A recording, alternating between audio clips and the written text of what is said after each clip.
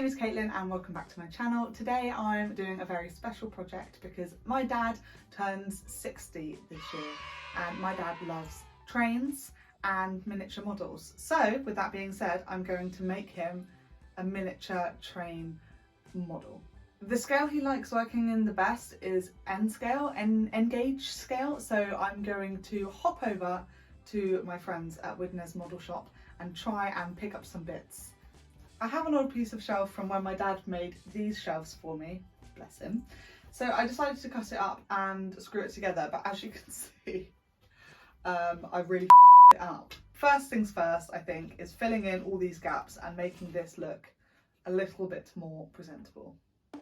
To fill in the cracks, I used some Milliput and smushed it into the cracks. This ended up being kind of redundant because you couldn't actually see it in the final result, but never mind.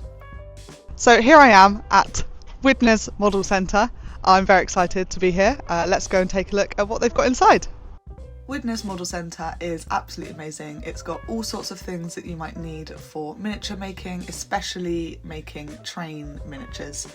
Loads of tracks, loads of little tiny people, loads of little trains, really, really good. And it's really nice to see a high street shop like this because lots of them are kind of going bust. So I bought these tiny little benches, this make it yourself train station and a lot of track. So now it was time to get started. So I decided to make my rocks with this trusty method using tinfoil and plaster of Paris. So you basically fold the tinfoil on itself, scrunch it up into a little ball so it makes all of these intricate details, and then curl up the sides so when you pour the plaster in it doesn't flow everywhere basically. So I made loads of these. This is a really inexpensive way to make rocks and it looks really realistic, as you will see later. I also like to put a little bit of PVA glue in my plaster of Paris just to give it a bit more robustness.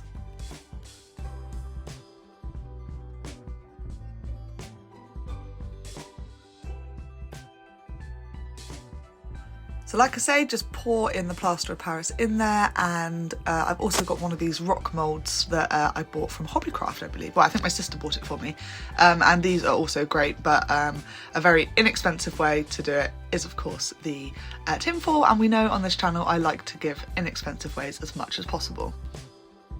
So I had a vague idea of what I wanted this to look like, but I didn't really make any plans beforehand, but I just went in and measured the train track and drew that on there so I knew where I wanted the train track to go. And then I just got a cardboard box that used to have some cat food in it and just started cutting it up and gluing it on haphazardly, as you can see here. I knew I wanted to have a waterfall in the middle and I wanted the train to go across side to side like you can see in there, and the station to be on the left. But other than that, I didn't really have much of a plan of what I was doing, so I just started sticking things down, making sure it was level, and yeah, like I say, this again is a really inexpensive way to make this kind of thing.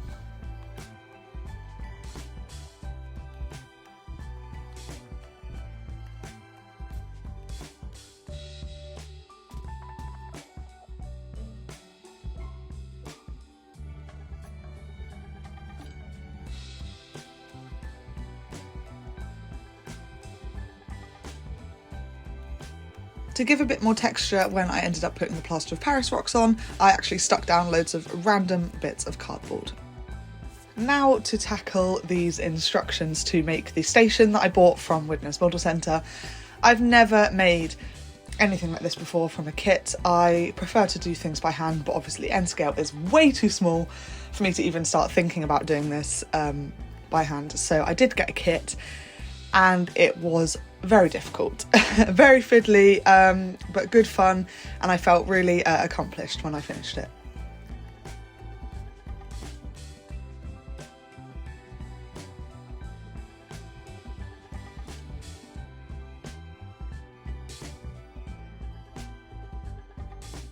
Special mention to these windows, which were an absolute nightmare to get them to stick in place. They just didn't want to stick to the glue or the plastic. So yeah, thank you so much for making my life really difficult.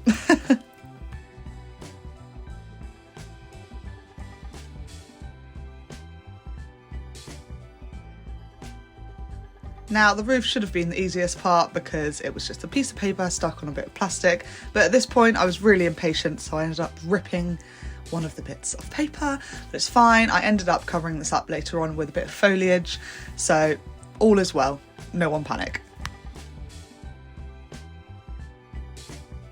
So by this time, all of the plaster of Paris rocks that I made previously have dried, so I basically take them out of the foil moulds and stick them on with a bit of hot glue.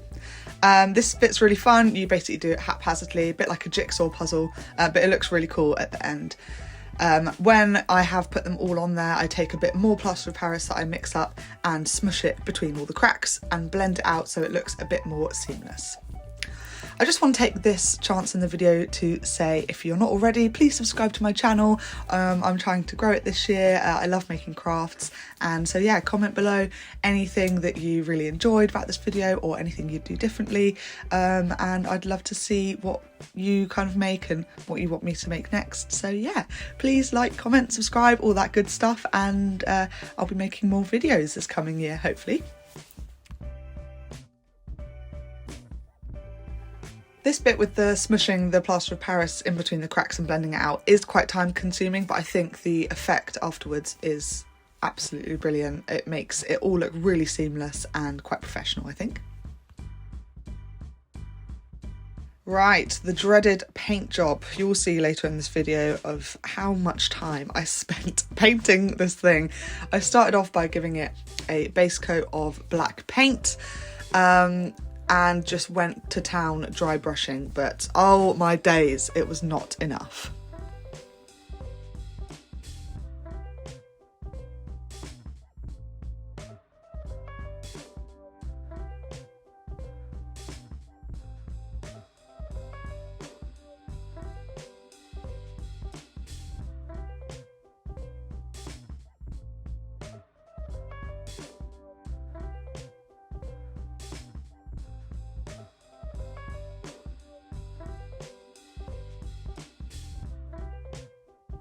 So at this point I was getting quite frustrated with the paint job, and I realised that I hadn't actually measured to see if everything still fit since adding on the rocks. So I did that and then got to painting the base of grey on the train track.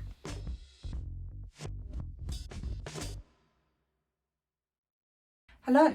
So since the last clip I filmed, it's been about a month. I've actually put this project on the back burner, mainly because I had a few other projects I needed to finish first, but also because I hate it. Currently, it looks like this. I don't like it. I think it's too dark, but also too light in places. I don't think it has the depth that I want it to have at the moment, and I just don't like it. It's also where the foil moulds I made for the rocks were quite intricate.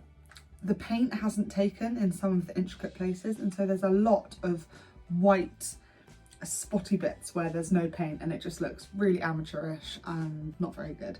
So I think what I'm going to do is keep attacking it with paint, keep going essentially, and just try my best to salvage this, because I have spent far too much time on this to start again. So wish me luck. Oh my god, it's my cat. Did you hear that? He's made me jump out my skin. This is Jemima. So in an attempt to salvage my paint job, I went in with some watered down black ink and went over all of the bits that I could see that had little spotty bits. I ended up going over the whole thing, to be quite honest, in this black ink mix, because the watery ink really gets into the crevices and can darken those bits that are a bit whiter. So I've definitely learnt something on this project today, which is really good. Next, I laid down some white glue and added some sand to it, basically, on the riverbed and also on the train bed as well.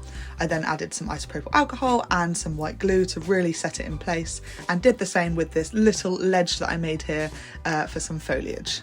like I said at the start of the video, I want this piece to have a waterfall coming down the middle. So I used this water effects from Woodland Scenics, put it on a bit of a baking sheet and smushed it all out and waited for that to dry so that I could then peel them off and stick them really easily to my diorama.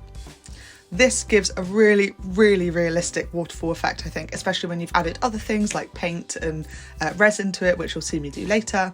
But I think this is where this piece really starts coming together.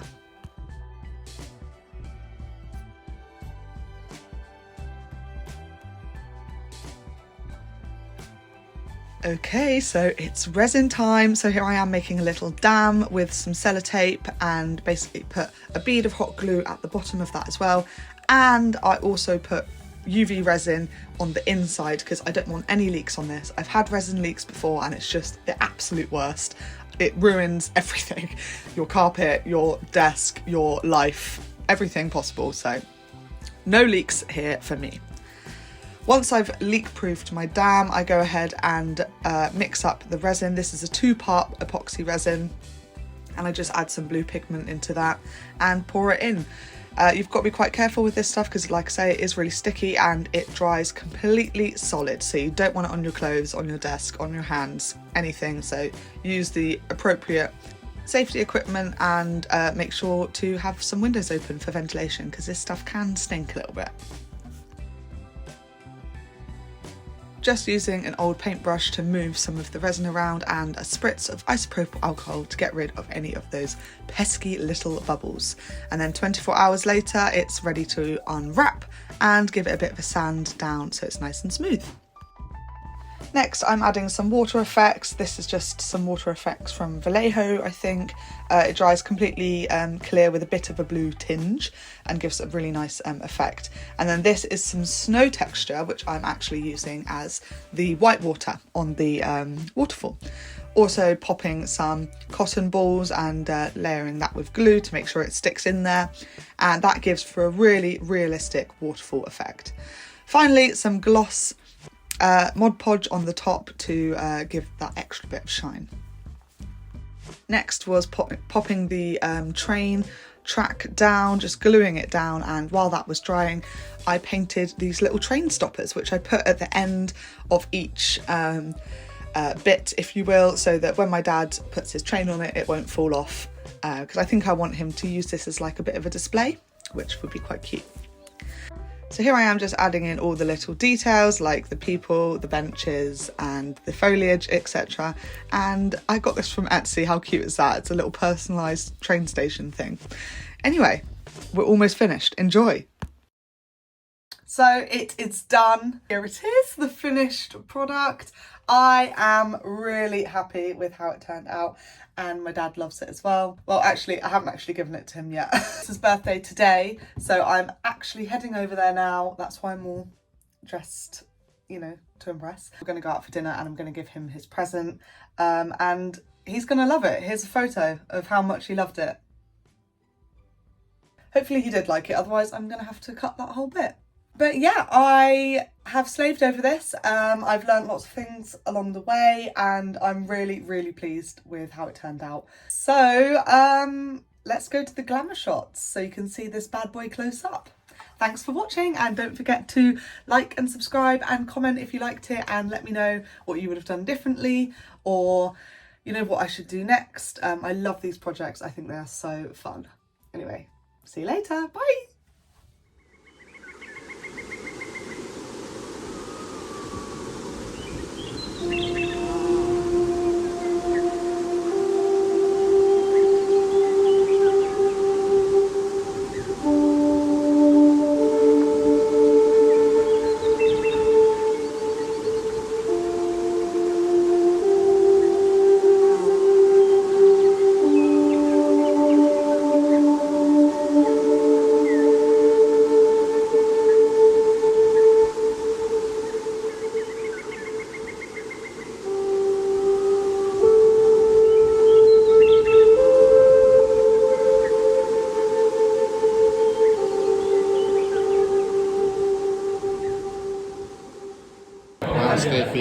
And yeah, so just start filming. I should have brought my locomotive with me. Happy birthday!